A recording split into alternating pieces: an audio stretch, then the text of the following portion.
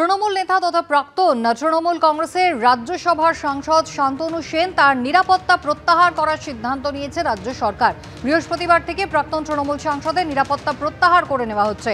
কথা বলবো সন্দীপ সরকার, আমাদের প্রতিনিধি রয়েছেন আমাদের সঙ্গে। সন্দীপ, কি কারণে এই নিরাপত্তা প্রত্যাহার করা হচ্ছে, কি জানা যাচ্ছে?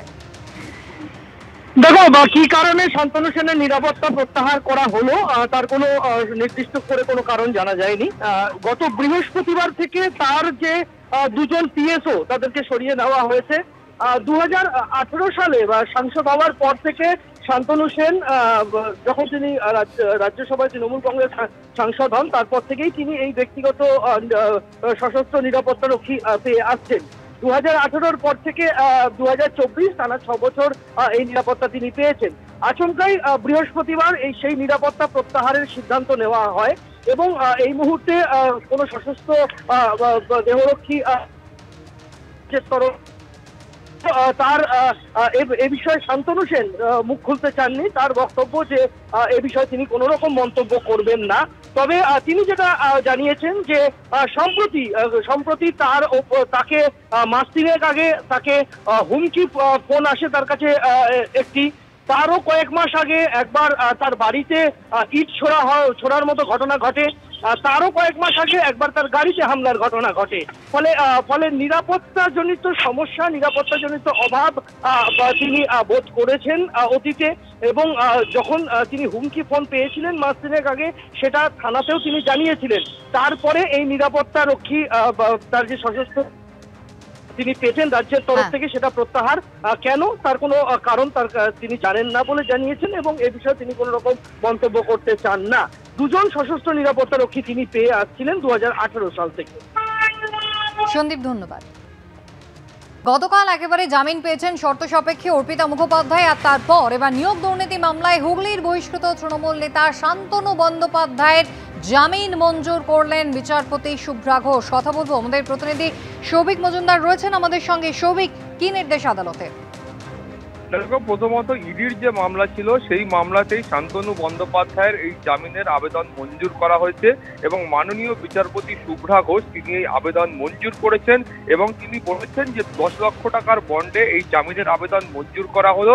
তার পাশাপাশি তাকে পাসপোর্ট জমা রাখতে হবে এবং নিম্ন আদালতের যে এলাকা আছে সেই এলাকার বাইরে তিনি বেরোতে পারবেন না, এই মর্মেই নির্দেশ দেওয়া হয়েছে। কিন্তু তার এই জামিন নিয়ে তার জেল মুক্তি এখনই ঘটবে কিনা সেটা নিয়ে কিন্তু সংশয় রয়েছে। তার কারণ তুমি জানো যে ইতিমধ্যেই সিবিআই এর তরফ থেকে একটি আবেদন করা হয়েছে এবং তারা বলেছেন সিবিআইও এই মামলায় তাকে হেফাজতে নিতে ইচ্ছুক। ফলে তো নিম্ন আদালতের তরফ থেকে সেই আবেদন যদি আজকে মঞ্জুর করা হয়, সেক্ষেত্রে কিন্তু শান্তনু বন্দ্যোপাধ্যায়ের জেল মুক্তি ঘটবে না।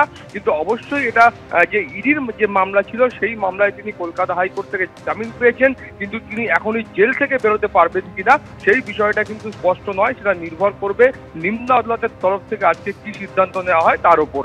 সুস্মিতা, সৌভিক, ধন্যবাদ।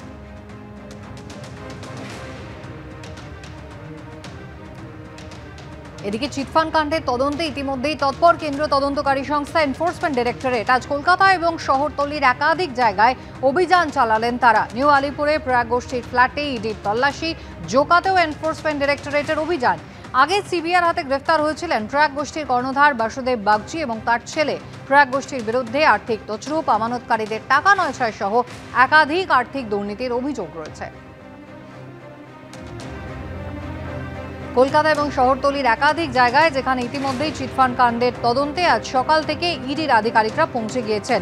নিউ আলিপুর থেকে শুরু করে জোকা, এমনকি পাটুলি, বিভিন্ন জায়গায় যেখানে প্রয়াগ গোষ্ঠীর ফ্ল্যাট রয়েছে, অফিস রয়েছে, এমনকি রেস্তোরাঁ, সেই সমস্ত জায়গাতে কিন্তু ইতিমধ্যেই এনফোর্সমেন্ট ডাইরেক্টরেটের আধিকারিকরা তল্লাশি চালাচ্ছেন।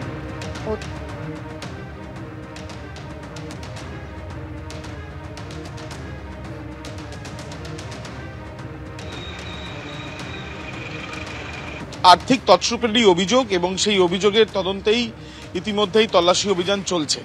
আমি এখন দাঁড়িয়ে রয়েছি নিউ আলিপুরের শাহাপুর অঞ্চলে এবং সেখানে এই যে বিল্ডিং দিব্যেন্দু সিংহ দেখাচ্ছে তার একেবারে টপ ফ্লোরে সেখানে ইডির আধিকারিকেরা এবং তার সঙ্গে সেন্ট্রাল ফোর্সের জওয়ানরা তারা সেখানে রয়েছেন। ইডির তরফ থেকে তল্লাশি অভিযান চালানো হচ্ছে।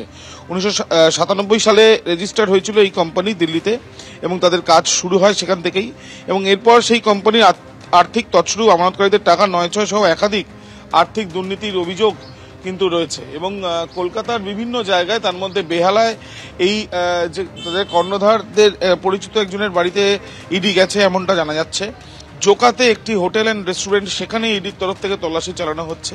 যে হোটেল অ্যান্ড রেস্টুরেন্টেও তাদের রয়েছে, তাদের টাকায় তৈরি হয়েছিল এমনটা অনুমান করে।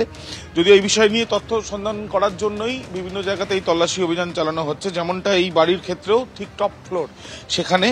এবং এই যে কোম্পানির তরফ থেকে যেটা জানা যাচ্ছে যে সিবিআই এর আগে এই কোম্পানির যারা কর্ণধার তাদেরকে কিন্তু সিবিআই হেফাজতে নিয়েছিল এবং এই তদন্ত তাদের তরফ থেকেও করা হয়েছিল। এবং এবার ইডির তরফ থেকে চিটফান্ড মামলায় নতুন করে দেখা যাচ্ছে যে তৎপরতা, এবং প্রয়াগ এই যে চিটফান্ড, সেই চিটফান্ডের টাকা কোথায় কোথায় গিয়েছে, আমানতকারীদের টাকা যেটা তছরূপ হয়েছে বা নয়ছয় করা হয়েছে বলে অভিযোগ উঠেছিল, সেই অভিযোগের যে তদন্ত, সেই তদন্তেই ঠিক কোথায় কোথায় টাকা পাঠানো হয়েছিল বা টাকা কোথায় গেল সেই বিষয়গুলো নিশ্চিতভাবে জানার জন্যই এই তল্লাশি অভিযান চলছে বলে ইডি সূত্র থেকে জানা যাচ্ছে।